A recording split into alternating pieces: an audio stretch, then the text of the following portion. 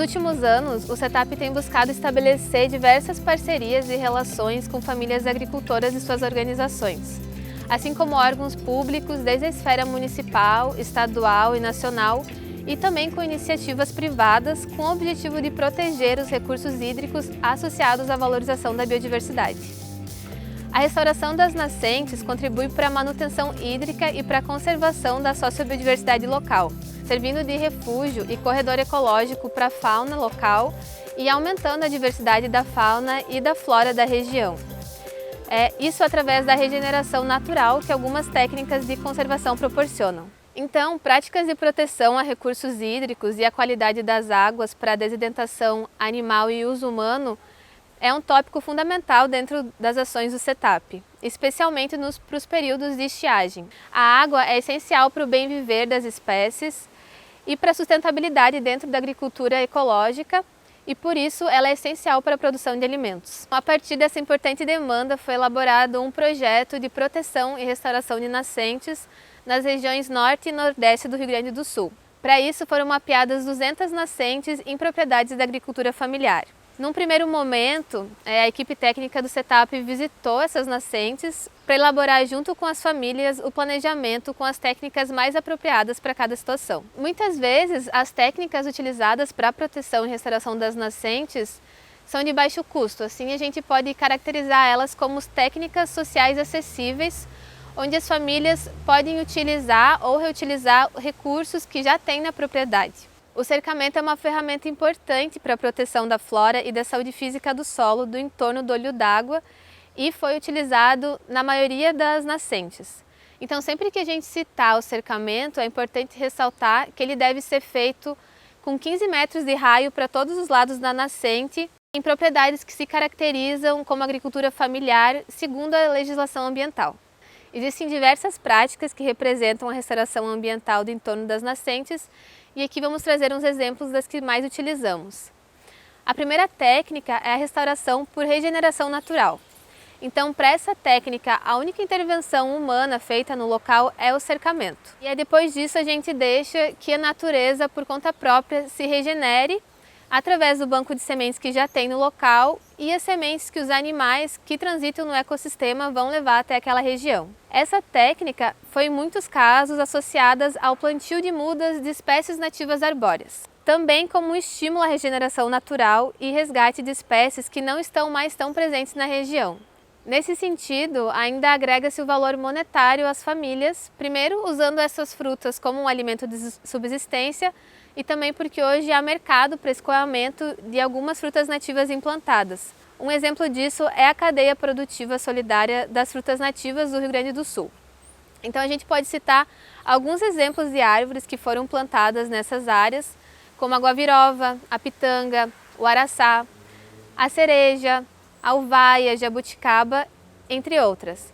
Outra técnica indicada é o plantio seguindo princípios de sistemas agroflorestais, através da sucessão natural das espécies, no qual inicialmente se realiza o plantio da adubação verde, consorciadas ou individualmente. O objetivo dessa técnica é reestruturar o solo e aumentar a fertilidade para então depois implantar as espécies arbóreas. A roçada seletiva é outra técnica que foi utilizada, onde se faz o plantio e a manutenção das espécies de interesse naquele ambiente. Em todas essas técnicas, o cercamento esteve presente principalmente em propriedades onde a nascente ficava em área de potreiro ou perto da criação de animais de grande porte, como os bovinos, ovinos e suínos. Em casos onde os animais utilizam da água da nascente para consumo, é possível direcionar essa água para outro local onde eles possam bebê-la sem interferir na restauração, como foi o exemplo da agricultora Vilma, que através de uma mangueira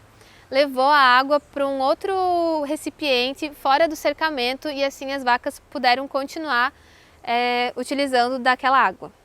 As técnicas de regeneração natural associadas ao plantio de mudas e a roçada seletiva em alguns casos foram bastante utilizadas nas propriedades que possuem sua nascente perto de lavouras, potreiros ou já em mata fechada. Nas experiências onde as nascentes ficavam perto das casas, foi feito um plantio de mudas frutíferas visando um pomar ou uma área de lazer.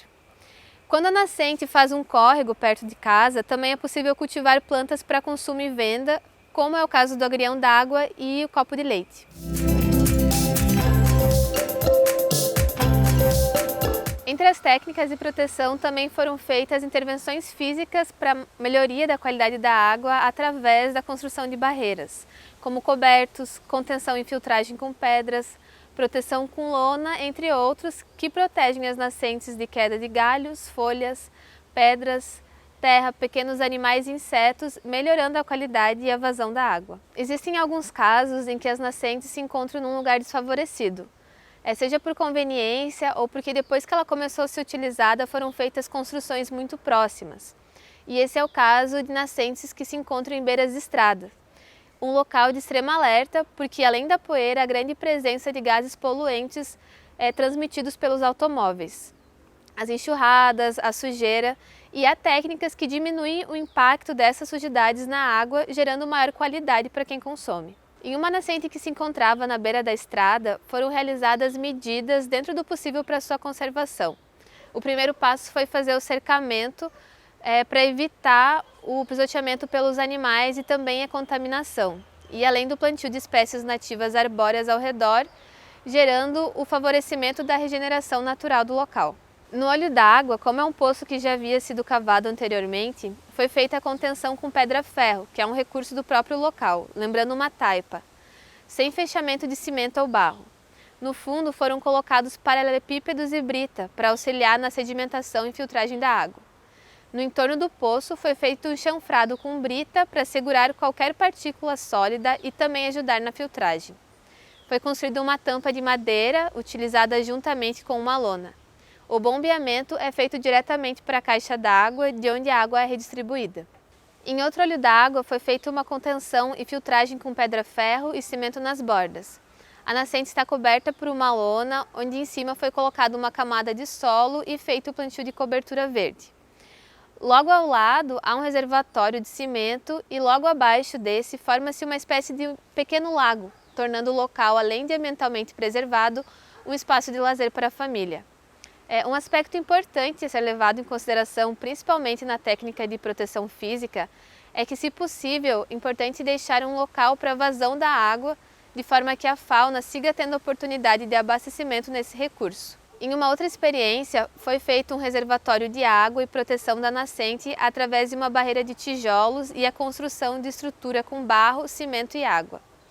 Foi inserido canos de saída e escape e completado com cascote, um pouco de brita e coberto com lona para não entrar água e folhas externas. Depois foi coberto com uma camada de terra para fixar a lona.